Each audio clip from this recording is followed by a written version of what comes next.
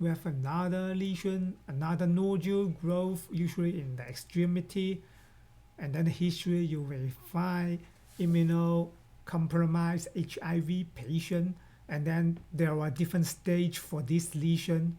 This is Kaposi sarcoma. Different stage. This is forming a nodular tumor stage of Kaposi. So low power, you know, this is endothelic nodule, really bloody, because even in this power, we can see tons of red blood cell inside.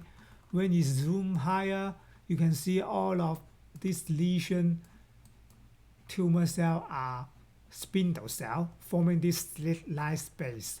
So when you see a nodule with really busy looking proliferation of spindle cell with tons of extravasated red blood cell, spindle cell proliferation with this slit-like space, you need to always bear in your mind whether it is Kaposi sarcoma.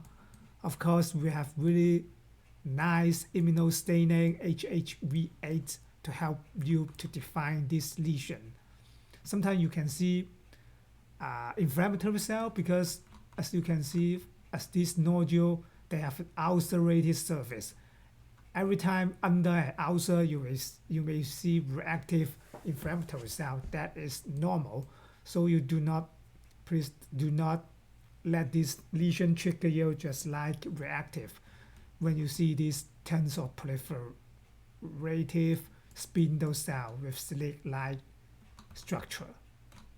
So this is nodular or tumor stage Kaposi sarcoma. Let's see more example of Kaposi sarcoma. This is a different stage, like a plaque stage. So you do not see a really distinct tumor nodule. However, even in low power, you can see this slit-like structure, a little bit red blood cell extravasation. When you zoom in, you can see this slit-like structure with this endothelial cell, kind of interstitious growth, almost dissect the collagen bundle.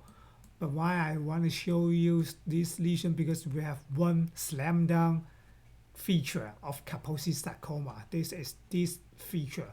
You can see this is a endothelial cell forming this blood vessel, and inside the blood vessel there is a blood vessel growth inside. This is called pulmonary site. This is characteristic for Kaposi sarcoma. If you see this, you're almost sure this is Kaposi sarcoma. See another pulmonary site. This example is really classic. A vessel and then a vessel endothelial cells try to grow inside a vessel. Pulmonary sites. That is really characteristic for Kaposi sarcoma. And then another feature, maybe this one is not really good. If you see acri gland and then some spindle cell try to hugging the acri gland, infiltrate in the acri gland, that is another characteristic feature for Kaposi sarcoma. And then you can do your HHV8 staining. This is another Kaposi sarcoma, just spindle cell proliferation following this nodule in the dermis. We can see slit-like structure, extravasated red blood cell, spindle cell proliferation. So when you see all of these features, you highly suspicious for Kaposi sarcoma. As a contrast, you may hear one entity called the kaposiform hemangioma. This one is totally different from the Kaposi sarcoma, and then usually occurs in the axillary or the groin area. You can see kind of infiltrated growth. This kind is a borderline hemangio, because this one is called hemangioendothelioma. When everything called hemangioendothelioma, that at least a borderline tumor. So the characteristic feature, you may sometimes maybe really difficult to tell the difference between Kaposi sarcoma, if you don't pay attention to some small changes. Like if you just see this area, oh, you can see this spindle cell just proliferate, forming this nodule, highly suspicious for Kaposi sarcoma.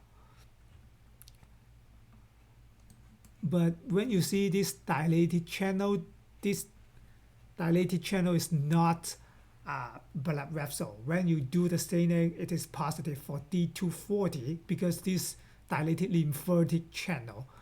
So usually in kaposiform hemangioendothelioma, you may see this dilated lymphoid channel, not the blood vessel. That is characteristic for kaposiform hemangioendothelioma.